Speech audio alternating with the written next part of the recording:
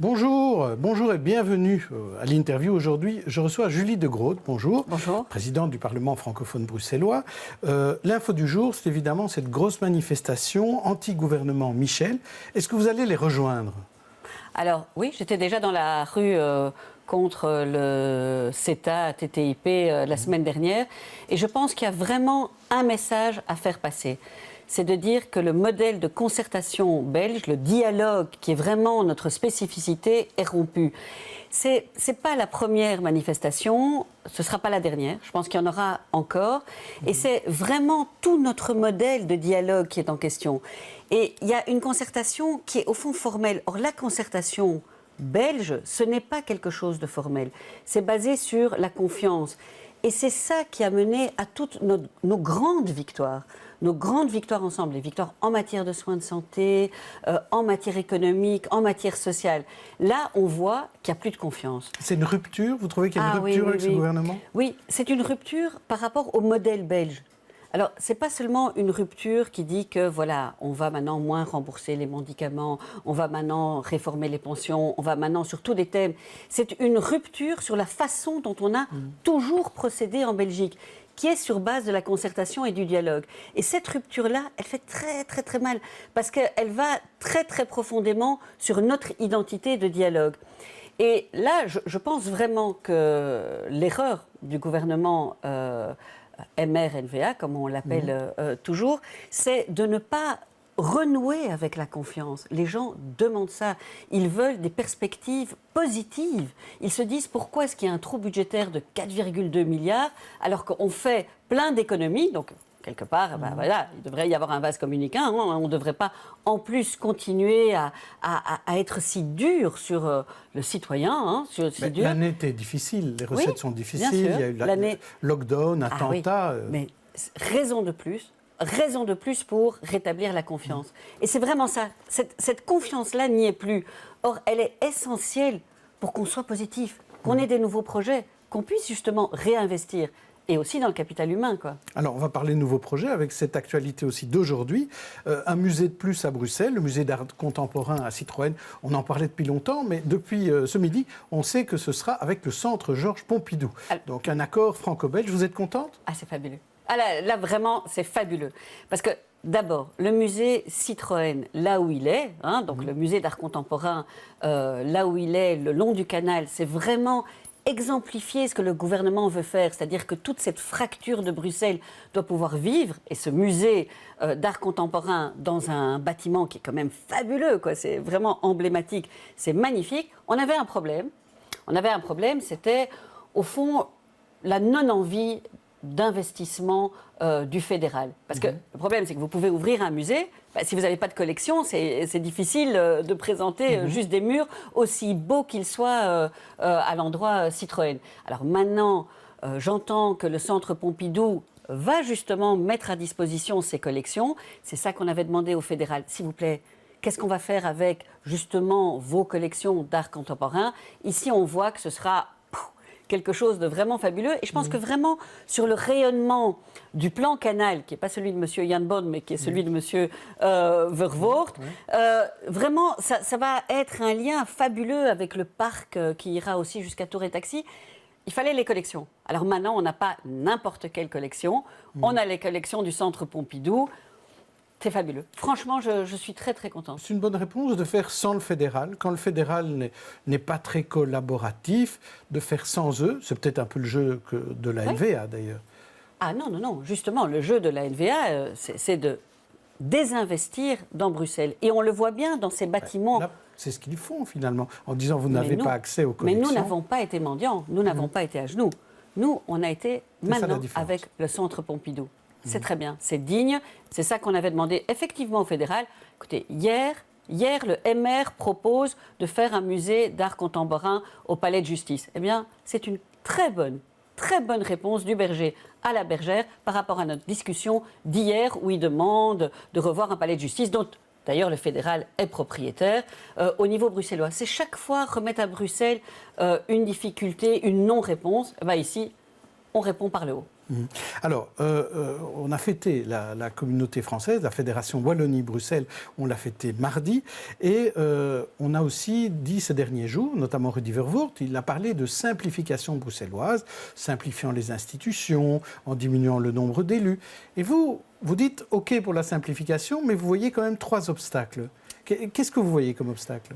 Tout à fait. Alors, d'abord, je veux vraiment dire que c'est illisible. Moi, je suis présidente du Parlement de la COCOF, du Parlement francophone bruxellois, et parfois, avec un petit sourire, je dis aux associations qu'elles seraient les seules à pouvoir répondre au fameux quiz, question pour un champion. Vous me décrivez les compétences cocofiennes suite à la 6e réforme de l'État qui sont passées du fédéral à la COCOM en transitant par la FOEB et la COCOF avec la BGC. Donc on peut simplifier. C'est illisible. Mais, ça, vraiment, je mets en garde aujourd'hui, parce qu'on veut plus de lisibilité, mais attention à nous, Bruxellois, remettre le communautaire sur le tapis, mais à partir du bouc émissaire bruxellois. Alors même que Bart de Wever, aujourd'hui, toute la semaine dernière, on voit bien, dit lui-même « Ah mais vous savez, je ne suis pas sûr de faire le communautaire et je préférerais faire du socio-économique ».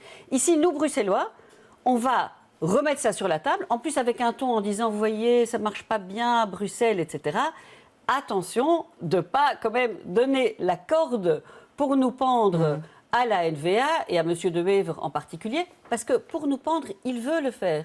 Les Bruxellois, haut et court, il a proposé une cogestion de Bruxelles, etc. Et donc, attention... Ça, c'est le premier obstacle. Ça, c'est le premier obstacle. Ouais. Alors, le deuxième obstacle, c'est quand même de savoir que c'est le fruit d'un vrai équilibre. Moi, je veux bien dire comme M. Vervoort, on va avoir des listes bilingues, mais une représentation garantie des Flamands. Alors, on sait bien qu'à Bruxelles, un homme n'est pas égal à une voix déjà, puisqu'on peut être élu avec beaucoup moins de voix du côté flamand. Mais demain, on aura éventuellement sur une même liste un Flamand qui aurait 3 voix et qui, lui, passerait au-dessus de tout le monde par rapport à ses camarades francophones qui, eux, en auraient quelques milliers. Attention, quand on manie des concepts qui sont le fruit de très, très grands équilibres, mais souvent de revendications flamandes qu'on a acceptées. Troisième c'est le temps. Le temps vis-à-vis de la priorité. Est-ce qu'on veut repasser 400 jours ou d'autres? Attention, toutes les négociations, toutes ont pris énormément de temps, puisqu'on voit qu'elles sont très tendues en Belgique. Et donc, est-ce que ce temps-là, on l'a face à la priorité des gens, qui est aussi leur quotidien? On voit la manif, quoi. On en parle aujourd'hui, on voit la manif.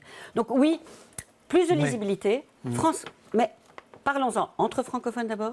Il y a des choses à faire avec la Fédération Wallonie-Bruxelles. Il y a vraiment des choses à faire dans l'école, etc. Et entre Bruxellois ensuite, mais des Bruxellois flamands, pas des Flamands qui habitent à Bruxelles. Alors, on parlait du Parlement francophone bruxellois. Vous vous moquiez un peu de ceux qui ne s'y retrouvent pas, mais à raison, c'est pas facile.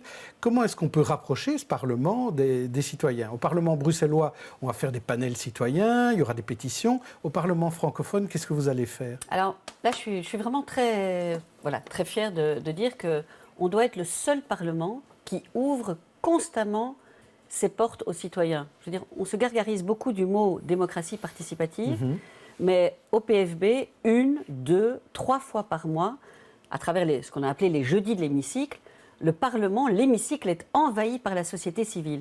Et pour moi, le plus étonnant, en fait, la leçon que je retire de ces jeudis de l'hémicycle, c'est que les associations sont demanderesses. Et donc, c'est vraiment intéressant, ça. Alors qu'on dit qu'il y a un fossé, il y a même une violence entre la société civile et le politique, on voit que plusieurs fois par mois, on doit refuser du monde. Dites-moi, quel est le Parlement aujourd'hui en Belgique qui refuse du monde? Nous, on refuse du monde. Alors, on doit aller plus loin, oui, peut-être. Parce qu'il faut toucher le grand public aussi. Les associations, ce n'est pas nécessairement le grand public. C'est un filtre. Alors, ce n'est pas les associations dans un petit clan fermé. Quand je vous dis qu'on refuse du monde au Parlement, c'est parce qu'évidemment, elles amènent des gens qui se sentent concernés. Alors, moi, je vous réponds à vous que BX1 vienne de temps en temps, parce que c'est vrai qu'on a peu de relais dans les médias, parce que c'est une histoire positive.